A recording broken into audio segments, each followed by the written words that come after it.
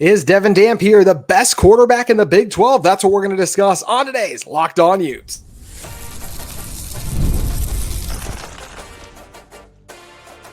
You are Locked On Utes, your daily podcast on the Utah Utes. Part of the Locked On Podcast Network, your team every day.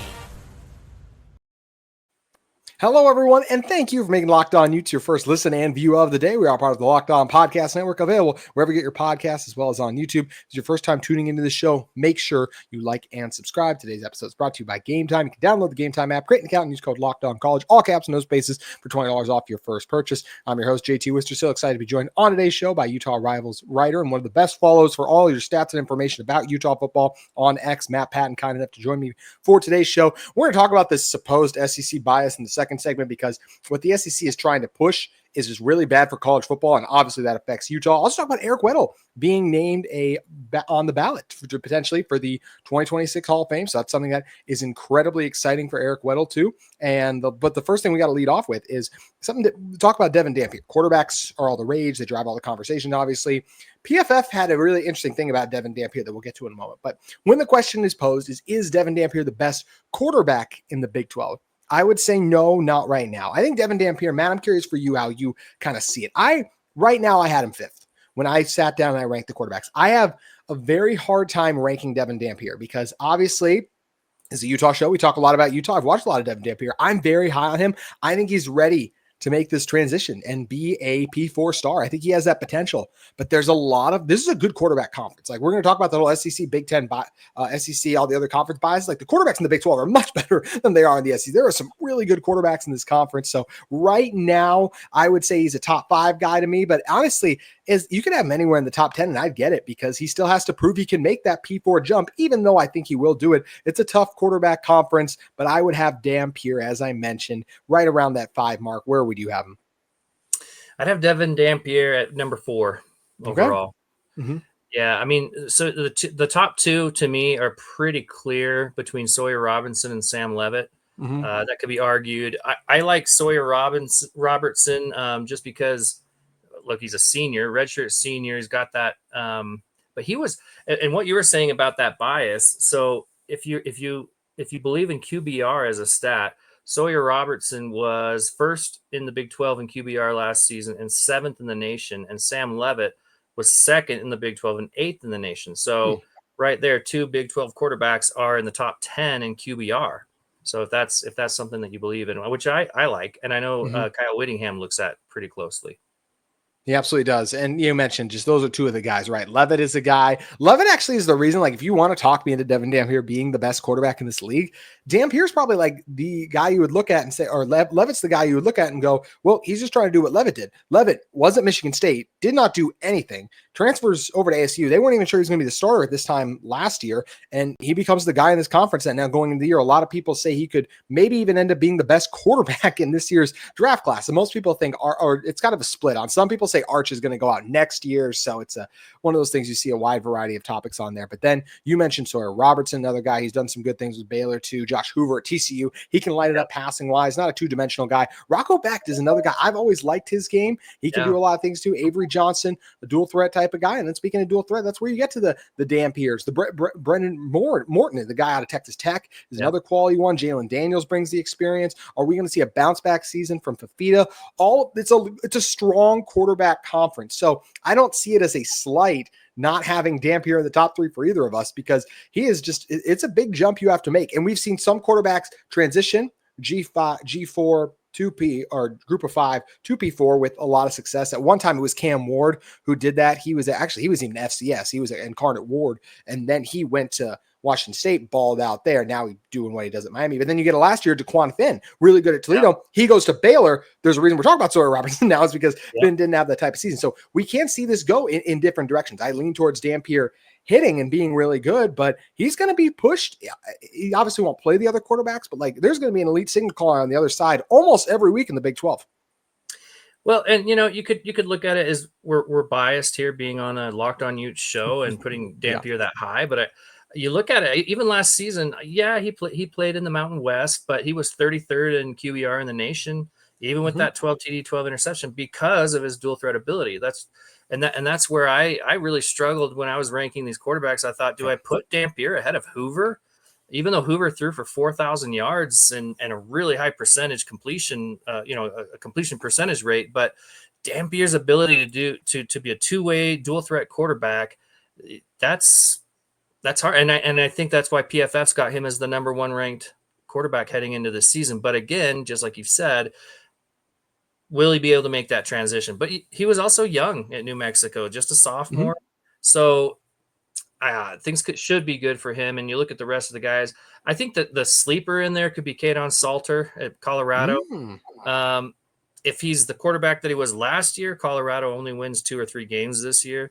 But the year before, where he had something like, 32 touchdowns, 6 interceptions, threw for over 3,000 yards, ran for over 1,000 yards. He had the kind of season that Utah is hoping that Dampier will have. So that Salter I've got ranked down in probably around number 10 just because he was so bad last year.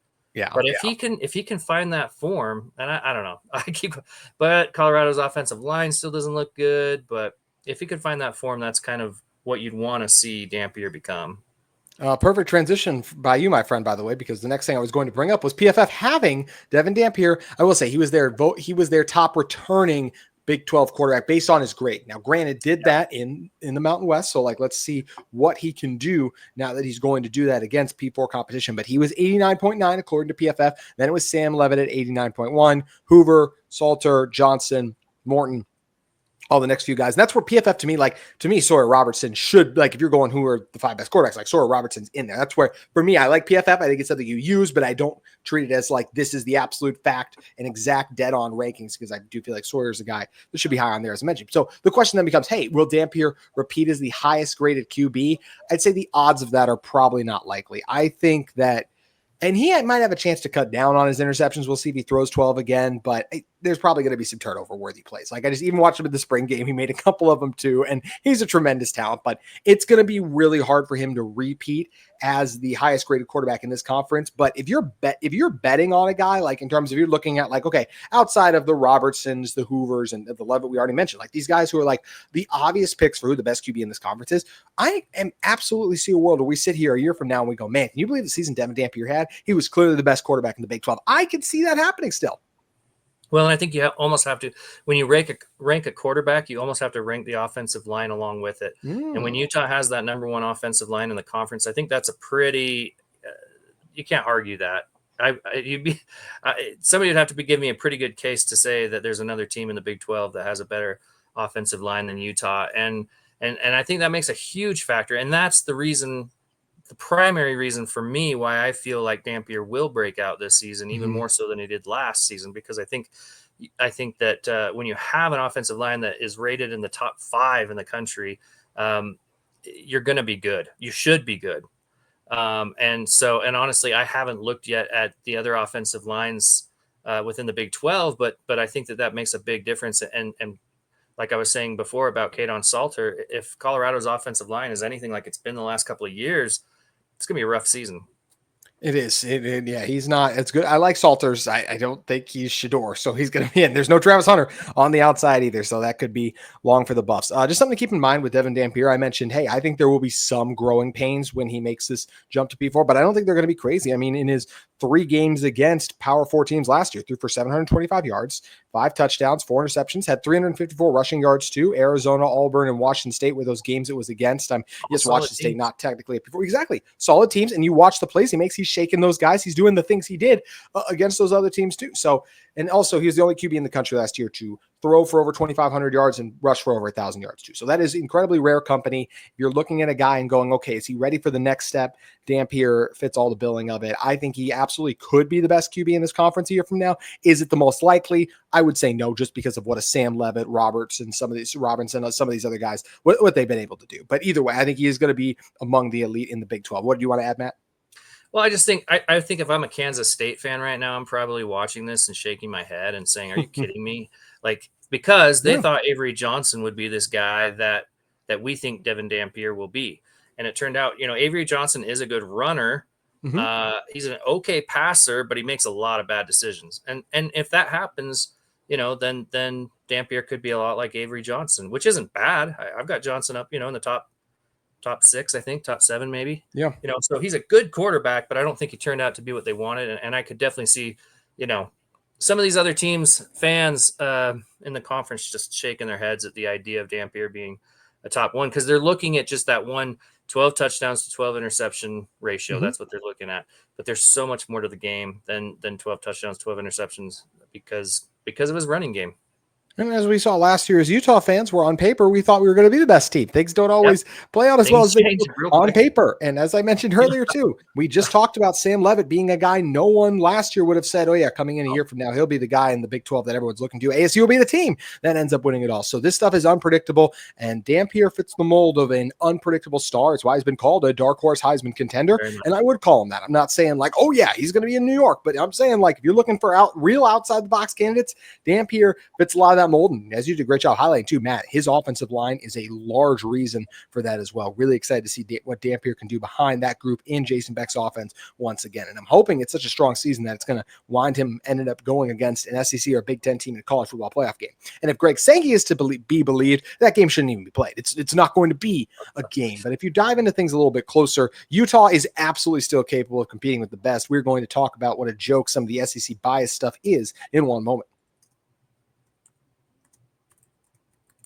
But first, today's episode of Locked On Utes is brought to you by our friends at Game Time. There's nothing like the NBA playoffs, the intensity, the buzzer beaters, the fans losing their mind. It's the kind of atmosphere you must experience live, and this year's matchups are already delivering. If what you want is a big game atmosphere, you got to check out Game Time to get your fix in. It makes it fast and easy to get seats, even for the biggest playoff games. Prices on the app actually go down the closer it gets to tip off. With killer last-minute deals, panoramic seat views, and no surprise fees, Game Time is a total game changer. I still remember the first time I got to go to a Timberwolves playoff game last year. Seeing that atmosphere in person was something that was incredible. Hopefully we get it in the Delta Center again soon with the Jazz, but it's something too. I just love the NBA playoffs. We got the finals going on right now, and you guys can look at too and see zone deals. It's 60% off, great sections too. I love that I can see my seat view before I buy. The Game Time guarantee. You're getting the best deal if you find a better price in the same row and section. They'll credit you 110% of the difference. You can take the guesswork out of buying tickets with Game Time. Download the Game Time app, create an account, and use code LOCKEDONCALL, just all caps, no spaces,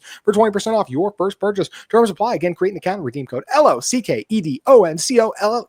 for $20 off. Download Game Time today. Last minute tickets, lowest price guaranteed with Game Time.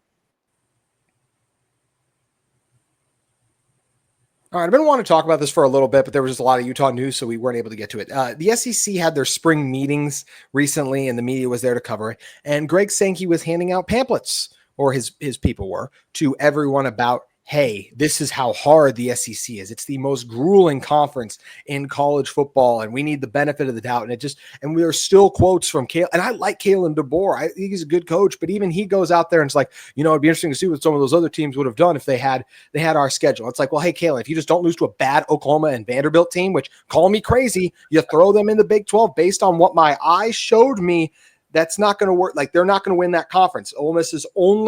Kentucky's only P4 win was against Ole Miss, yet Ole Miss cried constantly about not getting in. And if there's this massive gap and chasm, why did the best of the Big 12, ASU last year, and one of the top two, and Texas was the best in the regular season, Texas play such a close game that I really still say Texas should have won if they just get a 4th and 13 stop. This gap does not exist to the degree they think they do. If they want to say there's a few more top and elite teams, especially in the NIL era, I can get behind that. But any given Saturday still exists, especially when you get a conference championship level team playing together at the right time. Utah is more than capable of still beating an SEC or Big Ten team on a neutral site. Yeah. I think a big part of their argument is draft picks. Mm-hmm. And that's a valid point. The SEC, there is no way to argue with that for, I think it's been 10 years running. I think maybe the Big Ten beat them out one season, but yeah, over 10 years, the SEC has had the most draft picks each season go to the NFL. But just as you were saying, I mean, before the NIL era, we all know they were paying under the table. Yeah. They're getting all these 5-star recruits. Most of the 5-star, 4-star recruits come from the South and are in the states of a lot of these where these players are coming from. And so, yeah, they are getting the players that are going to the NFL. But when you look at the way that they schedule, for one thing, and we all know about their, week 10? where they go back and play a D2 team. Yeah, see it Citadel, all that. Yeah, FCS. And they still play. If they schedule in the beginning of the season, generally it's going to be against the bottom tier. That way they can still say, oh, well, we still played, FBS schools. And it's like, well, yeah, I've ranked number 132, 131. They are starting to schedule a little bit better in the beginning of the season. I did see a few games. Who was it that recently? I think Georgia recently released their schedule, and they had a couple of actual games against real contenders. I think Ohio State, yeah. So yeah, so they're starting to do a little bit of that, but it's still so soft. And they make the claim, well, it's because all the other games that we play are, and how many times does Alabama and Georgia play in the regular season? There's all these arguments, but yeah, I mean that's their argument. But you're right. Anytime that they do go up against each other, it's usually a pretty close game. But I don't know. I also look at it and I think, well, I don't know. They've won a lot of the bowls. A lot of the championships have been won by the SEC, but kind of by the same teams. So I don't know if the whole conference as a whole can necessarily be said it's better, but they do have a couple of elite teams, or they did have a couple of elite teams, and now I think it's down to about one, but we'll see. Yeah, Florida, don't beat your chest about how great the SEC is when you don't do anything. And yes, I think Florida's a chance to be better. I like Billy Napier. And also, reminder of the SEC is so much better. Why did Utah's backup quarterbacks mop the floor with them, and Graham Mertz in that offense looked like they couldn't do anything? Here's the truth of it in college football. It's really hard to win on the road. And I think that is the takeaway of the first round of last year's college football playoff, how hard it is to win on the road. Yeah, they tried to make it, look at SMU, look at, I'm trying to remember who other teams there were, but Indiana, look how bad they looked. What happened to Tennessee that night? I stayed up past 8 p.m. I watched that. That game was awful. There was a one-handed interception where the guy was barely out of bounds, I remember, away from that being a 28-0 game. Instead, it was 28-11, whatever was that. But it was still over. Tennessee looked awful in that game, and it's because they were playing one of the best teams in the country in their home venue, where we were reminded about how hard that is to do. Just like we saw, as I already mentioned, Florida came out to Utah. They didn't look so well. It's incredibly hard to win on the road in college football. And also this gap is so big, right? Now, even I'll say the SEC more in this, and the Big 12 doesn't try to claim this gap as much. SEC, you're so great. Why does USC was not good last year, right? USC beats LSU week 1 on a neutral site. How about Michigan, who wasn't great last year, right? We heard so much about, Ohio State's not good. They lost to that Michigan team. Bama, you're beating your chest about how good you are. I don't care if you have a couple times guys leaving the bowl game. If you're so superior, go beat that Michigan team. South Carolina, go beat that Illinois team. If you're so superior in the bowl game, they lost both of them too. Georgia nearly lost to Georgia Tech late in the season. So once again, you're telling me this gap, it's impossible. We're so much better. Then why is one of your most historic programs in Georgia, who has been one of the best and is probably the best program in college football over the last couple of years, the fact that they go to Georgia, they play Georgia Tech, and they barely survive. Actually, I think that game was at home. Just proves what I'm saying. Any given Saturday matters. Our teams deserve a chance to beat you on a neutral site in the college football playoff. And I don't feel like this gap exists that they try to tell us, because I do think we are going to see a Big 12 team upset an SEC or a Big 10 team very soon, Matt. Well, and actually something that you said really, really struck me, and that was home field advantage. And that reminded me that on average, a typical SEC team does get 7 home games per year, the way that they schedule. It's almost always 7 home games, 5 away. So they're taking advantage of that as well. And so you have to kind of look at that when you factor in the numbers too. So no, and maybe my hope is that with the expanded playoff, that's going to get more and more exposed, but it's hard to say because of NIL and the amount of money that they have down in those schools, and we'll see. We will see. It's something that's going to be interesting, but yeah, I just hope that I'm going to do an episode soon where I talk about it. The 11 I like what Big 12 and Brett Yormark want. They want the 11 teams get 11 up for grabs and then 5 automatic auto bits. That's the 11-5 model. I like that. That's what it should be to me. We should not just give 4. We should not just give 4 SEC and 4 Big 10 teams a pass just because they played in that conference. It's no, go earn it. Especially what's so crazy to me is it's why do you want that when 99.9% of the time there's going to be 8 combined SEC and Big 10 teams that make it anyways. In fact, there's going to be even more than that more times than not. So that's why I think it's crazy. I mean, even last year, right? The SEC, if we did that model that they want, they would have gotten 11, they would have gotten 6 teams in last year. Like if they did just the top 16 make it, like they would have gotten that many in. Big Ten would have only gotten 4 in because they had the four, or they would have, it was only those top 4, and then you had to go a bit till you got down to Illinois. So I think it's crazy what they're trying to do, but thankfully, hopefully we can keep them away from this whole notion, because it's not. The Big Ten and SEC are really good, but doesn't mean some of the best teams in the Big 12, especially with the right mix of talent, like we mentioned draft picks, right? Utah's offensive line is capable of playing with those big dogs up there. Utah's defensive line as well, even though I think it'd take a little step back this year. Like they're not going to get absolutely obliterated in the run game by an SEC team. They can hang with them, and Dampier is an incredible athlete. He's going to be able to make some plays, make some things happen too. So and Utah has more draft picks than any other Big 12 team over the past decade too, right? Also, this will be the very last thing, and then I want to get to Eric Weddle and talk about some of this too, Matt. Yes, you have a ton of draft picks. Props to you guys. I'm a big Minnesota Vikings fan. Danielle Hunter was on the Vikings a couple years ago. He's now in the Houston Texans. He was a 5th round draft pick out of LSU at the time too. It's like not even up for debate. Who was a better collegiate pass rusher, Bradley and I or Danielle Hunter? They didn't play at the same time, but don't tell me just about draft picks when we've seen some guys are better in college than they are and some of those guys who are more of a project, they don't boom to the NFL. So draft picks isn't everything to me, because you get some of these guys who are ballers in college and they deserve the chance to prove that they're the better player right now. That's a great point. Absolutely.